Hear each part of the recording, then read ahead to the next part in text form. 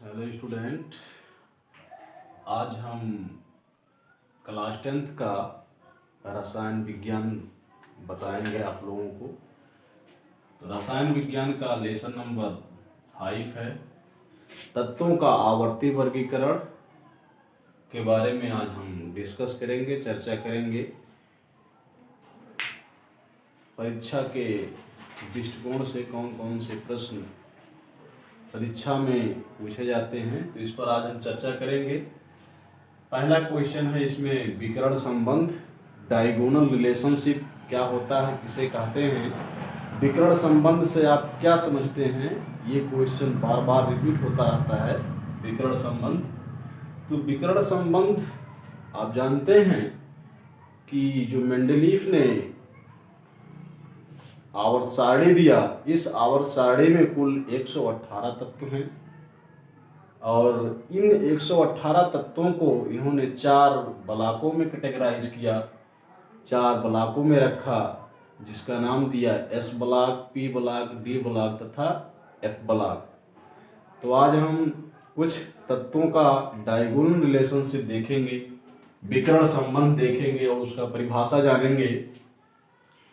तो परिभाषा इसका ये है स्टूडेंट कि आवर्त सारणी में दूसरे आवर्त के तत्व अगले समूह तथा तीसरे आवर्त के तत्वों के साथ गुणों में समानता प्रदर्शित करते हैं। ये तत्व विकर्ण पर स्थित होते हैं, इसलिए इसे या इस संबंध को विकर्ण संबंध कहते हैं। अब देखिए, ग्रुप नंबर फर्स्ट है, सेकंड है, थर्ड है और फोर्थ है। इसमें पीरियड दिया हुआ है, आवर्त दिया हुआ है, ये दूसरा आवर्त है और तीसरा आवर्त है। तो इसमें बताया है कि दूसरे आवर्त के तत्व अगले समूह तथा तीसरे आवर्त के तत्वों के साथ गुणों में समानता प्रदर्शित करते हैं। तो ये लिथियम जो है ये दूसरे तत्व के साथ समानता प्रदर्शित करता है, मैग्नीशियम। और इसमें जो दूसरा समूह और दूसरे आवर्त के तत्व बेरिलियम हैं, ये तीसरा तत्व या तीसरे समूह के एल्युमिनियम तत्व से समानता प्रदर्शित करता है। इसी प्रकार बोरान जो है वो सिलिकॉन के तत्व से समानता प्रदर्शित करता है।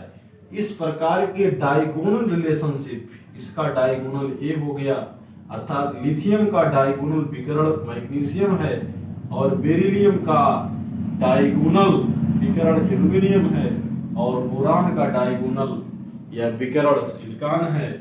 तो ये तत्व आपस में विकर्ण संबंध स्थापित करते हैं। ये क्वेश्चन बार बार पूछा जाता है। दूसरा क्वेश्चन हमारा है आधुनिक आवर्त नियम क्या है, या मेंडलीफ का आधुनिक आवर्त नियम किसे कहते हैं। ये भी क्वेश्चन आपका परीक्षा में बार बार रिपीट होते रहते हैं।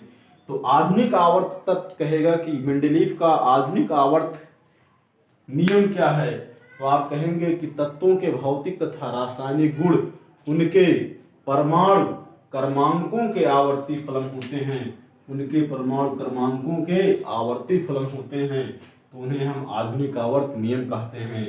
तत्वों के भौतिक तथा रासायनिक गुण उनके परमाणु क्रमांकों के आवर्ती फलन होते हैं, इसलिए इसे हम मेंडलीफ का आधुनिक आवर्त नियम कहते हैं। तीसरा क्वेश्चन है मेंडलीफ का आवर्त नियम क्या है। तो मेंडलीफ का जो आवर्त नियम है यह उसके परमाणु भार पर निर्भर करेगा, अर्थात आप कह सकते हैं कि तत्वों के भौतिक तथा रासायनिक गुण उनके परमाणु भारों के आवर्ती फलन होते हैं। तत्वों के भौतिक तथा रासायनिक गुण उनके परमाणु भारों के आवर्ती फलन होते हैं। तो आप इतना कॉन्सेप्ट क्लियर किए रहेंगे कि आधुनिक आवर्त नियम पूछेगा तो आप कहेंगे कि तत्वों के भौतिक तथा रासायनिक गुण उनके परमाणु क्रमांकों के आवर्ती फलन होते हैं। जबकि यदि पूछ रहा है आपको कि तत्वों के मेंडलीफ का आवर्त नियम में पूछ रहा है, तो कहेंगे कि तत्वों के भौतिक गुण तथा रासायनिक गुण के उनके परमाणु भारों के आवर्ती फलन होते हैं। तो ये क्वेश्चन या तो पूछता है, कभी कभी आधुनिक आवर्त नियम पूछ लेता है और कभी कभी आपका मेंडलीफ का आवर्त नियम पूछ लेता है।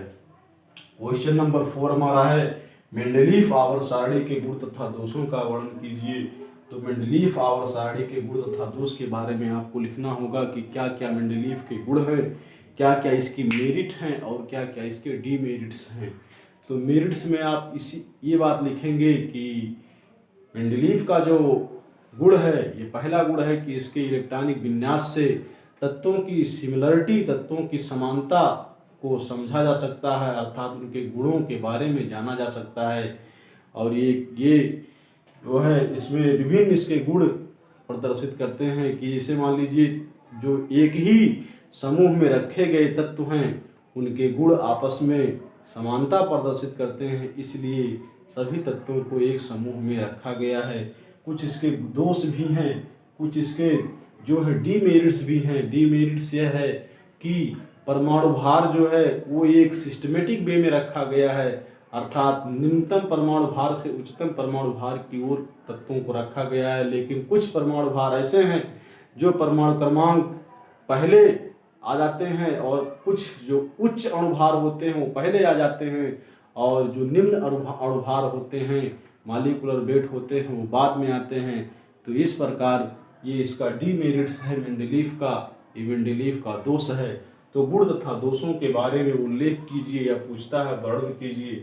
क्वेश्चन नंबर 5 पूछता है कि दीर्घाकार आवर्त सारणी की प्रमुख विशेषताएं लिखिए।